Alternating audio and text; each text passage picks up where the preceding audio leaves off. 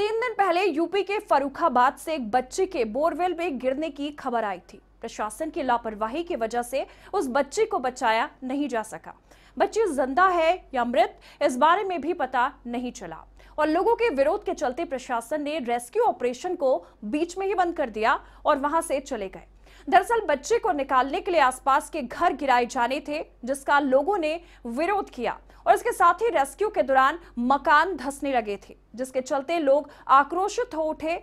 वहीं इस मामले पर जब डीएम मोनिका रानी से हमने बातचीत की तो उनका कहना था कि घटनास्थल के आसपास के लोगों ने अपने मकान के धंसने के डर से इस ऑपरेशन का विरोध किया और इसके लिए करीब 10 मकान तोड़ने पड़ रहे थे। इस पूरी प्रक्रिया में 3 दिन लगते ही इसलिए इस ऑपरेशन को रोकने का फैसला लिया गया। आपको यहां बता दें कि मासूम सीमा 60 घंटे तक जिंदगी और मौत से लड़ती रही और जिले के आला अधिकारियों के कहने पर सीमा को जिंदा ही बोरवेल में दफन कर दिया गया। परिजनों को हालांकि उसका शव नसीब नहीं हुआ। ग्रामीण और परिजनों का कहना है कि शव को तो बाहर निकाल लिया जाना चाहिए था। फिलहाल ऑपरेशन अस्तीम के बंद होते ही इलाके में मातम का माहौल बना हुआ है।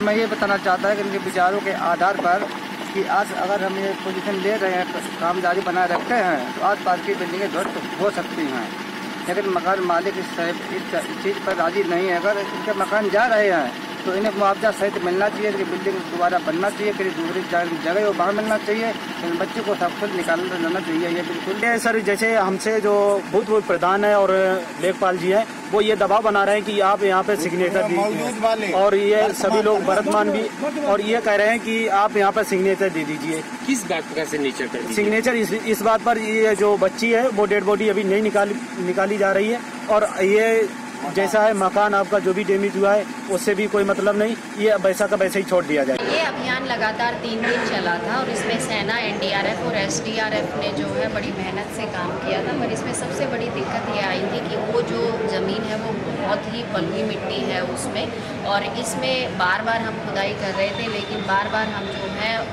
उसी जगह पर मिट्टी पड़ने के कारण आ जा रहे थे। तो अब कल रात तक खुदाई हुई तो उसके बाद ये निश्चय किया गया कि जितने भी आसपास के 7-8 घर जो चिन्हित किए थे तो वो गिराने पड़ेंगे और उसके बाद भी अगर 40-42 फीट तक खुदाई की जाती है तो उसमें जो है 3-4 दिन लगने की संभावना है।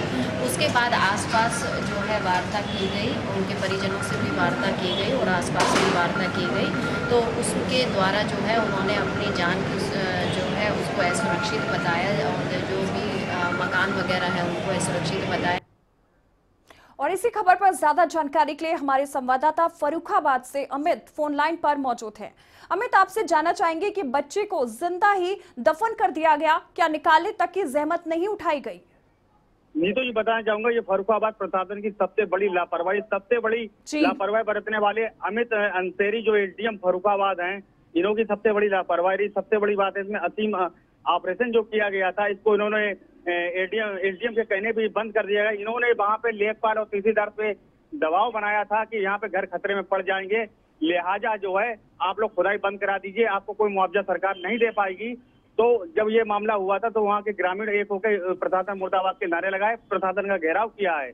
जब प्रशासन घेराव होते ही जब एसडीएम अंसेरी ने देखा तो वहां से वो खिसक गए।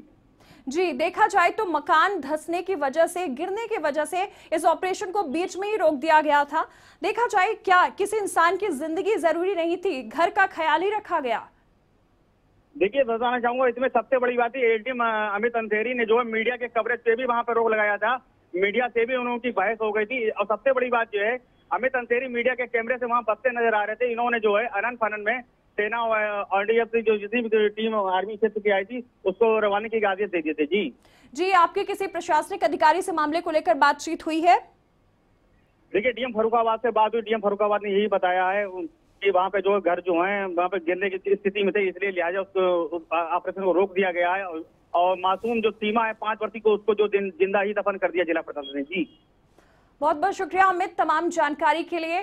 तो आपको बता दें कि बच्ची को जिंदा ही दफन कर दिया गया। रेस्क्यू ऑपरेशन को बीच में रोककर बच्ची जो कि बोरवेल में चली गई थी उसे आगे की कार्रवाई करे बिना ही जिंदा दफन कर दिया गया। फर्रुखाबाद से ये खबर सामने आई थी। बच्ची जिंदा है या मृत, इसका खुलासा भी नहीं किया गया, जो कि कई सवाल खड़े कर रहा है। देखा जाए तो इस घटना के बाद इलाके में मातम का माहौल भी बना हुआ है। बच्ची को बिना वापस बाहर निकाले ही प्रशासन लौट गया। आसपास के घरों को खतरा बताते हुए इस पूरे सर्च ऑपरेशन को रोक दिया गया था।